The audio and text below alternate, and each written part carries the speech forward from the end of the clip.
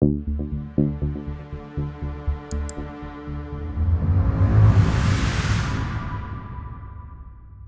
and welcome to something a little bit different for this channel, a time lapse of me practicing my 2D animation skills.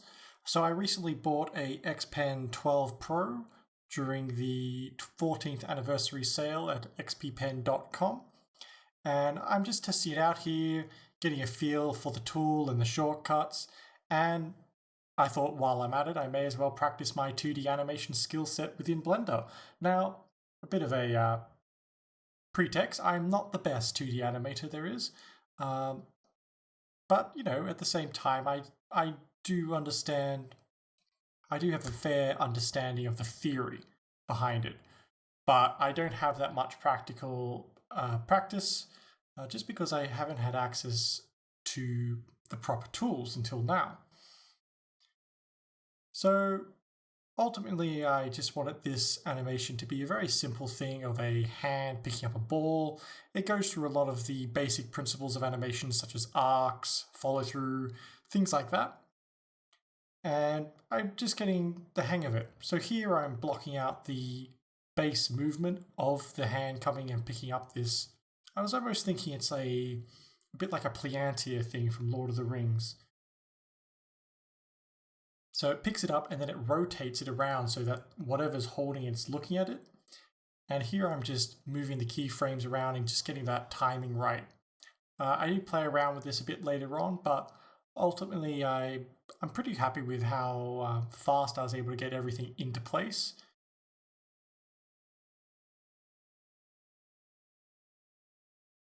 So yeah. Then I'm just capping off my end frame to 40 so that I don't have to keep on stopping it and going back. Whenever I play the animation, I can just let it loop through. Now I'm switching over to my ink pen just to give it a bit more of a solid, massy look.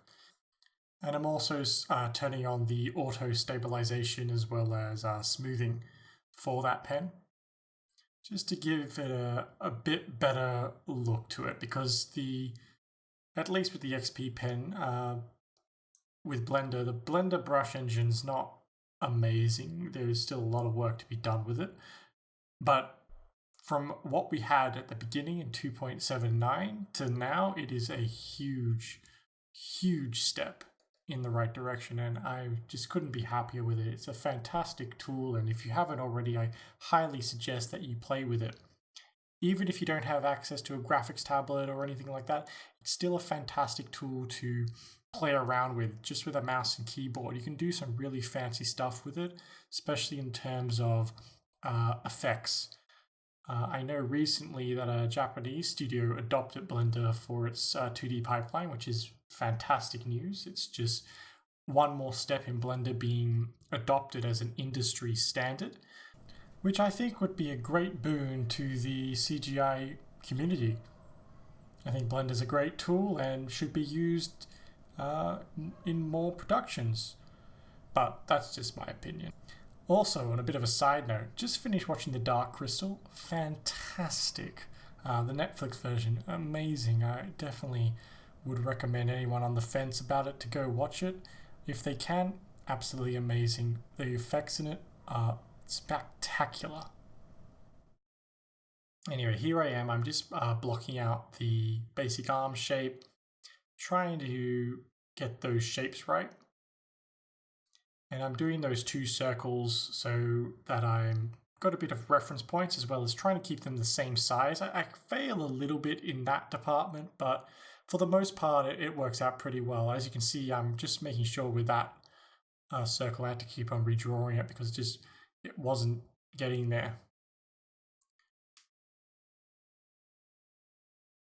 So I spend a fair amount of time on this part of the arm because I wasn't quite happy with how it looked like when it was rotating. So I erased the two ends because it looked like it was rotating the other way. So to make sure that it looked like it was rotating the way that I wanted to, I just bowed out that top edge just a little bit more, and I bowed in the bottom edge just a little bit more, just to kind of give it that feel that it's moving in a certain direction. Because before, if you go back, you'll see that it kind of almost looked like it was rotating in the other direction, which is not what I wanted. I wanted it rotating from a downward position to an upward position, well, via like the inner arm. So I'm really not sure where the body is in regards to this. I would assume that it's on the closer side of the arm to the audience. But this is just a practice time lapse. It's not a serious production in any sense. So I do cut a lot of corners, and I'm just really practicing getting my movement correct and getting my form correct. I did learn a lot during this. Most important of which I think is the arcs. I do have a little bit of problem with my arcing, but I feel that I did a fair job with it in this example. Here I am just blocking out the fingers. I have a bit of a problem with fingers sometimes. I'm okay at them with drawing, but if I'm drawing them over and over and over again so that they look the same, that's when I have a bit of a problem. And I think that's what makes 2D animation so scary for me sometimes. It's because you have to draw the same thing nearly over and over and over again in such a way that it looks like the same thing over and over and over again. For me, when I draw, I don't think I could ever replicate a drawing. I draw it once and that's it. Like I'm not going back to it. That's why 2D animation is, well, at least for me, scary. It's like I got this mindset where I think I can't draw the object that I want to 100 different times and have it still look like that object at the beginning and at the end. Do I think I succeeded in this example? No, I don't. I think I've still got a long way to go before I conquer that, but I think I got one step closer, which is all that matters. Just practicing and getting it down. So I hope by not year's end, maybe middle of next year, I'll be a bit more adept at 2D animation. It's definitely been a dream of mine. But we'll see. I will definitely be doing more of these time lapses. It's not a informative time lapse by any sense, more of a journal progression type sort of time lapse of me learning the ropes. I'm not sure how often I'll do them. Depends on their popularity, of course, as well as how much time I have, because I'm also working on a few other projects which you can find on my website, foulsonfantasy.com. So I've got a book that I'm writing. Well, I've got actually a couple of books that I'm writing, but I've got a main book that I'm writing, as well as a comic that's nearly about to be released, The Legion of Fire. You may have seen references to it throughout my tutorials through the year. I've also got a game that's coming out. Well, less of a game, more of a visual novel. Still a game, but what else do I have? I've just got too much stuff. It's a lot of work, and well, I'm running out of funds quickly, that's for sure. So I don't think I'll be able to keep doing my own things soon enough. I'll have to get definitely some sort of additional income soon. But while my funds still last, I will keep on going and try and produce as much content as I can. I definitely want to get that comic out before the year's end. That's for sure. And it's almost there. I've just got to complete, I think I've got to complete 3 more chapters and it'll be ready for release. And then I'll release it on a bi-weekly schedule. But yeah. Here I'm just adding in a bit of an in-between frame of that turn just to give it a bit more fluid motion. So how it goes from a 90 degree to a 0 degree to a 90 degree to a 180 degree. I just put it in about a 45 degree angle in between that initial key and second key of that movement, just to kind of give it that fluidity that I was looking for. Of course, this is by no means the end result. More of a study in movement of something picking up another thing within Blender. So yeah, been a very busy year for me. I still can't believe how far we've come on YouTube from a feeble and still wonderful 30 subscribers to now, which is we've surpassed 5,000. It's humbling, to be sure, and it's really great.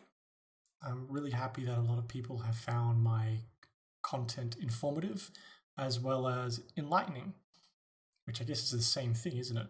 But I'm just really grateful that a lot of people have found my content and been able to learn something from it. Because I know when I started learning a long time ago now, there was far less content to draw from. So I'm just happy that I've been able to add to it and help people who are in my position.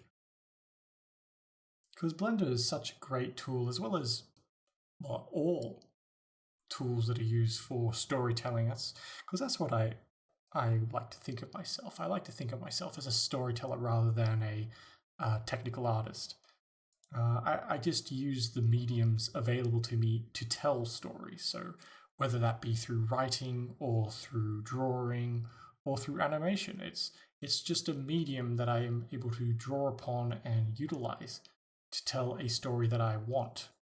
But yeah, as I say that, I'm going to bring this rambling to a close because I feel that this video is far more on the rambling side of all my videos that I've created, but I hope that it's enjoyable nonetheless. So thank you so much for watching. If you've seen something that I've been doing wrong throughout this tutorial, please leave a comment down below and I'll be sure to give you a big thumbs up and a thank you indeed, because I'm still learning the workflow in Blender for 2D animation and I've still got a long way to go. But thank you so much for watching. I hope that you've enjoyed this content. If you have, give it a like and also consider subscribing for more like this on my channel. Thank you so much for watching. This is Hayden Falzon from falzonfantasy.com signing off.